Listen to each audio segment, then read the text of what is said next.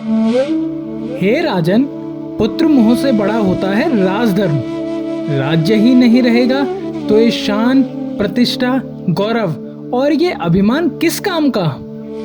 राजा का प्रथम धर्म तो राज्य और प्रजा की सेवा करना होता है। महाराज, मेरा तो आपको यही सुझाव रहेगा कि आप प्रजा की सोचें। राजा परेशान होते हुए अपने कक्ष में चला जाता है और अपनी पत्नी से पूछता है, मैं क्या करूं? एक तरफ मेरा पुत्र है और एक तरफ मेरी प्रजा, मेरा राज्य, मेरी शान और मेरा अभिमान। पर आखिर राजा की इस दुविधा का कारण क्या था? चलिए चलते हैं राजा अवध के राज्य में, जहां राजा अवध अपनी 2 महारानियों के साथ रहते थे। बड़ी महारानी थी रानी अनुधा, जिनकी कोई संतान न होने के कारण राजा अवध द्वारा दूसरी शादी की गई, जिनका नाम था रानी केवना। राजा अवध और रानी केवना के 2 पुत्र थे। दोनों पुत्रों के चेहरे से तेज चमकता था।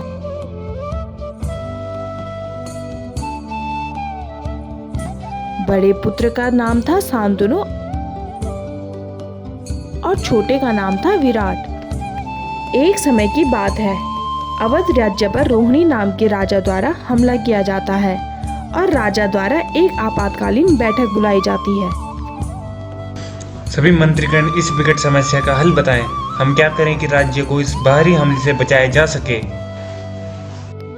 राजा का सबसे चतुर मंत्री बोलता है, महाराज, मुझे लगता है हमें हमारे सबसे यशस्वी युवराज शांतनु को भेजना चाहिए, क्योंकि संकट बहुत बड़ा है। रोहिणी राज्य की सेना बहुत बड़ी एवं क्रूर है, तो युवराज शांतनु को भेजना ही सही रहेगा। राजा थोड़ी देर सोचता है और बोलता है, ठीक है युवराज शांतनु, तुम जाओ और विजय प्राप्त कर आओ। युवराज शांतनु राजा की बात मान युद्ध में चला जाता है।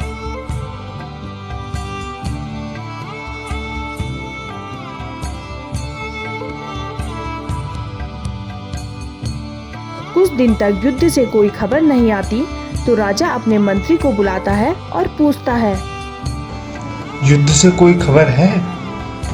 महाराज, सूत्रों से प्राप्त सूचना के अनुसार युवराज ने युद्ध तो जीत लिया, लेकिन वो वीर गति को प्राप्त हुए। यह सुन राजा रोने लगते हैं, तो मंत्री बोलता है, महाराज, आप ये क्या कर रहे हैं? राजा को युद्ध में वीर गति को प्राप्त हुए पुत्र के लिए रोना शोभा नहीं देता। आपके लिए तो एक गर्व की बात है कि आपका पुत्र इतने बड़े युद्ध को जीत वीर गति को प्राप्त हुआ। राजा कुछ देर सोचने के बाद अपने कक्ष में चला जाता है।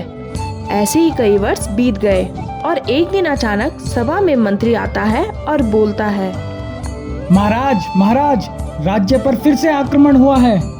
मंत्री बताओ, अब क्या किया जाए? क्या युद्ध में मेरा जाना ठीक रहेगा?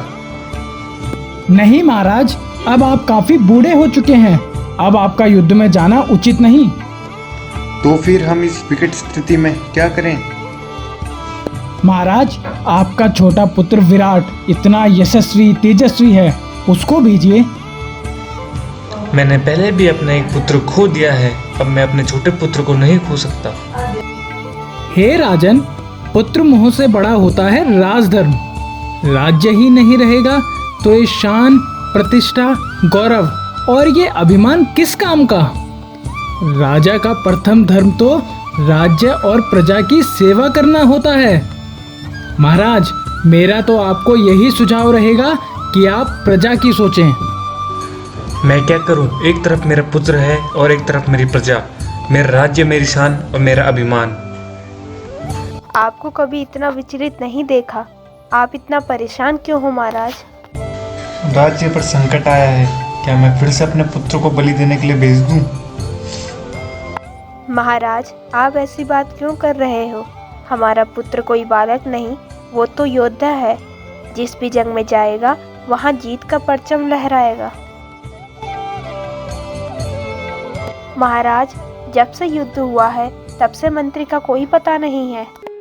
ऐसे ही कई दिन बीत जाते हैं और एक दिन अचानक राजा का छोटा बेटा युद्ध से आ जाता है और अपने साथ राजा के सबसे विश्वसनीय मंत्री की गर्दन लाता है और अपने पिता को दिखाता है और बोलता है, पिताश्री, कभी कभी बाहर के संकट से बड़ा अंदर का संकट होता है। बेटे, ये मंत्री का वध किसने किया? पिताश्री, मेरे बड़े भाई को किसी और ने नहीं बल्कि आपके सबसे विश्वसनीय मंत्री ने ही मरवाया था। ये तो राजद्रोही है। ये देशद्रोही तो मुझे मारने की साजिश रच रहा था, इसलिए मुझे इसको मारना पड़ा पिताश्री। आज से यह राज्य मेरा छोटा पुत्र यानी कि तुम संभालोगे।